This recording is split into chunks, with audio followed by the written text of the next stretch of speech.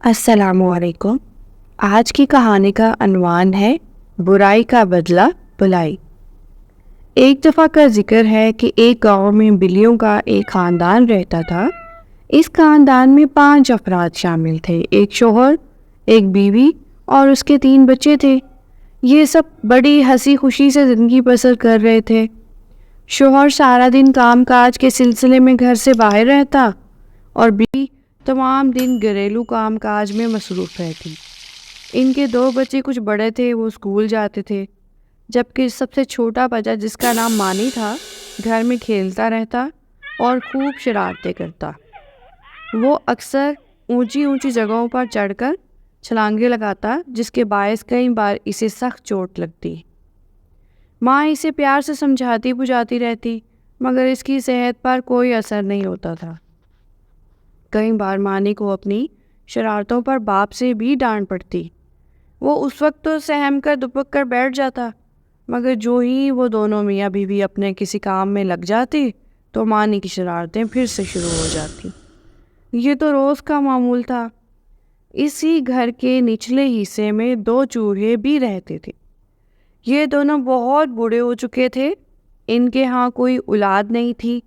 وہ اکثر چھپ چھپا کر اپنے لیے خوراک بل میں لے جاتے اور کئی دن تک کھاتے رہتے۔ بلیوں کو ان کے بارے میں سب معلوم تھا۔ انہوں نے ان کے بڑھاپے کے پیش نظر انہیں وہاں رہنے کی اجازت دے رکھی تھی۔ دونوں خاندان اپنی اپنی زندگی بسر کر رہے تھے۔ مانی کو جب چوہوں کے بارے میں معلوم ہوا تو اس نے ان کو ستانے کی ٹھانی۔ جب بڑھیا چوہیا اپنے شوہر کے لیے کھانا لینے کے لیے باہر نکلتی تو مانی اس کے پیچھے لگ جاتا۔ وہ بیچاری چوہیا ہانپتی کانپتی گرتی پڑتی بمشکل اپنے بل تک پہنچ پاتی۔ مانی کو اسے تنگ کر کے بڑا مزہ آتا تھا۔ ایک مرتبہ اس کی ماں نے اسے بوڑھے چوہوں کو تنگ کرتے دیکھا تو اس نے انہیں بڑے سخت الفاظ میں تنبیہ کی کہ اپنی یہ بری عادت چھوڑ دے۔ بوڑھے لوگوں کو تنگ نہیں کرنا چاہیے، ان کی خدمت کرنے سے اللہ تعالیٰ خوش ہوتا ہے۔ مانی نے خاموشی سے اپنی ماں کی نصیحت سنی اور پھر ہوا میں اڑا دی۔ مانی چونکہ جسامت میں کچھ چھوٹا تھا، اس لیے اس کا چوہوں کے بل میں گھس جانا زیادہ مشکل نہیں تھا۔ وہ کئی مرتبہ چوہوں کی بل میں گھس جاتا اور وہاں پہنچ کر بوڑھے چوہوں کو خوب ستاتا۔ بوڑھے چوہے اس کی شرارتوں سے عاجز آ چکے تھے۔ بوڑھی چوہیا نے اسے ایک دن اپنے شوہر کو کہا کہ وہ مانی کے باپ سے بات کرے، تو اس نے ہنس کے ٹال دی، کیونکہ وہ جانتا تھا مانی کا باپ شکایت پر اس کی خوب پٹائی کرے گا اور وہ کسی بچے کی پٹائی ہوتے دیکھنا نہیں چاہتا تھا۔ ایک دن کی بات ہے کہ مانی کو یہ معلوم ہوا کہ اسٹور میں ایک پرانا صندوق رکھا ہوا ہے جس میں کچھ قیمتی اشیاء محفوظ کی گئی ہیں۔ مانی صندوق کو دیکھنے کے لیے اسٹور میں چلا گیا۔ جب اس نے صندوق کو اپنی آنکھوں سے دیکھ لیا تو اس کے من میں بے چینی ہونے لگی کہ وہ اسے کھول کر دیکھے اور اس کے اندر کیا ہے۔ وہ اکیلا تو اسے کھول نہیں سکتا تھا، اس لیے کسی نہ کسی کی مدد کی ضرورت تھی۔ اس نے اپنی بہن کو اپنا رازدار بنا کر آمادہ کر لیا اور وہ اس کے ساتھ مل کر صندوق کھولنے میں مدد کی۔ ایک شام وہ موقع پا کر اسٹور میں گھس گئے اور کوشش کر کے اس نے صندوق کو کھول ڈالا۔ صندوق میں کوئی قیمتی چیز تو نہ تھی، بلکہ چند پرانے پھٹے پرانے کپڑے تھے۔ مانی اچھل کر صندوق کے اندر گھس گیا اور کپڑوں کو تیزی سے الٹ پلٹ کرنے لگا۔ بہن نے اسے منع کیا اور باہر نکلنے کی ہدایت کی۔ مانی اس سے بے پرواہ اپنے کام میں لگا رہا۔ پھر کسی کی آمد کی آہٹ پا کر اس کی بہن تو وہاں سے بھاگ گئی۔ مانی بھی صندوق سے نکل کر اسٹور سے باہر نکل آیا۔ اسی دوران اسے اپنے باپ کی کسیلی آواز سنائی دی۔ وہ اسٹور میں کھڑا صندوق کے بارے میں دریافت کر رہا تھا۔ مانی بے حد ڈر گیا۔ اس نے سوچا کہ اب تو شامت آئی کھڑی۔ وہ جان بچانے کے لیے تیزی سے چوہوں کے بل میں گھس گیا۔ کچھ دیر بعد وہ ہکا بکا کھڑا رہا۔ اچانک مانی کو اپنے جسم میں کچھ رینگتا ہوا محسوس ہوا۔ اس نے کھجانا چاہا مگر ناکام رہا۔ کچھ ہی دیر گزری تو اس کے سارے بدن میں آگ سی لگ گئی۔ وہ بری طرح تڑپنے لگا۔ صندوق کے پرانے کپڑوں میں خارش کے کیڑے موجود تھے جو اس کے جسم پر چڑھ چکے تھے۔ خارش کے کیڑوں کو جسم سے الگ کرنا اس کی بس کی بات نہیں تھی۔ وہ خوف اور تکلیف سے دبے دبے انداز میں چیخیں مار رہا تھا۔ اس کی چیخیں سن کر بوڑھا چوہا باہر نکل آیا۔ اس نے مانی کو اپنے بل میں دیکھا تو پریشان ہو گیا۔ تھوڑی دیر میں اسے مانی کی تکلیف کا اندازہ ہو چکا تھا۔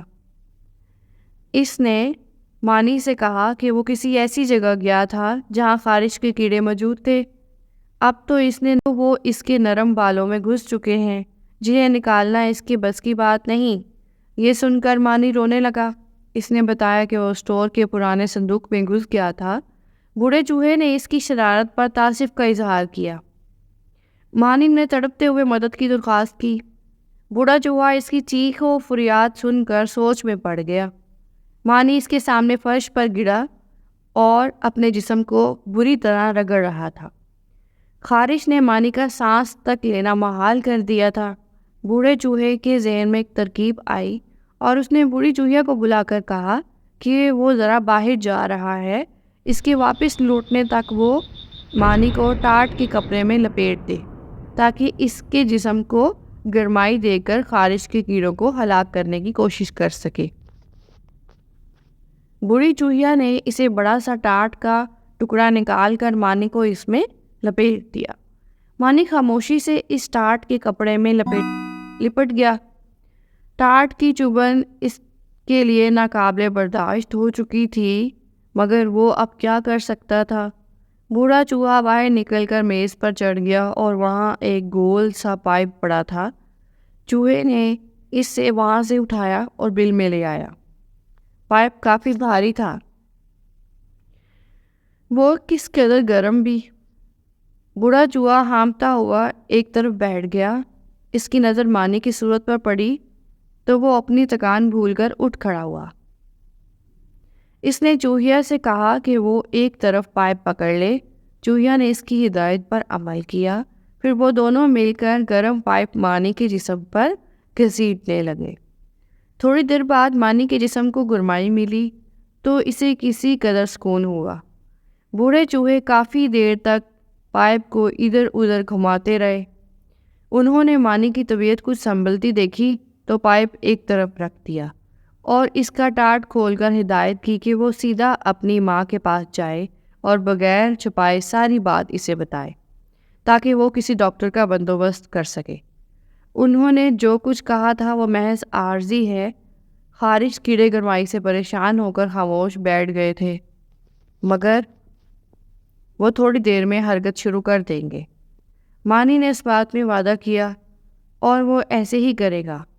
اچانک مانی کی نظر بوڑھے چوہے کے ہاتھوں پر پڑی تو وہ حیران رہ گیا کہ گرم پائپ کو پکڑنے کی وجہ سے اس کے ہاتھوں پر چھالے پڑ گئے تھے۔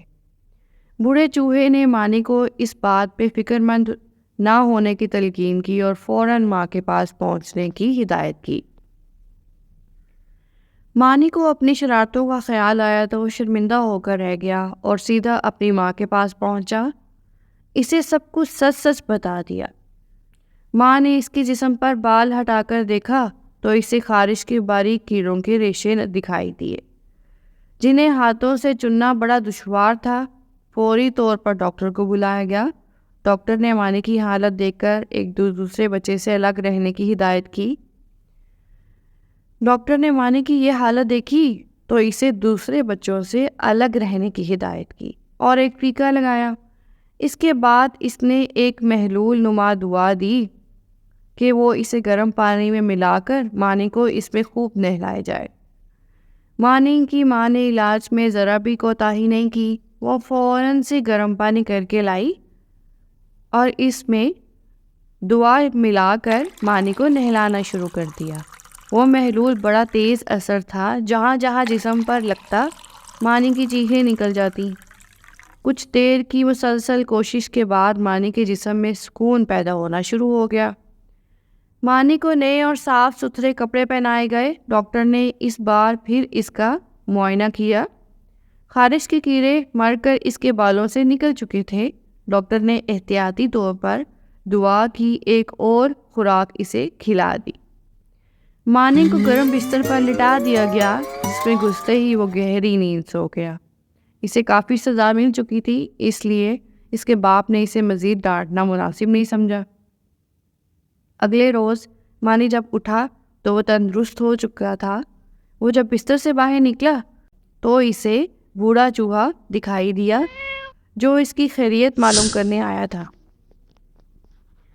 مانی اس کی شکل دیکھ کر پانی پانی ہو گیا۔ بوڑھے چوہے نے ہنس کر اس کی تسلی دی اور کہا کہ بچے تو اکثر شرارت کرتے ہی رہتے ہیں، مگر انہیں کوشش کرنا چاہیے کہ وہ ایسی شرارت نہ کریں جس سے دوسروں کو کوئی تکلیف پہنچے اور ان کی دل آزاری ہو۔ مانی اپنے سابقہ رویے پر بہت شرمندہ تھا، کیونکہ اس نے بوڑھے چوہا اور چوہیا کو ستانے میں کوئی کسر نہ چھوڑی تھی۔ انہوں نے اس کے لیے اپنے ہاتھوں کے جلنے کی پرواہ تک نہیں کی۔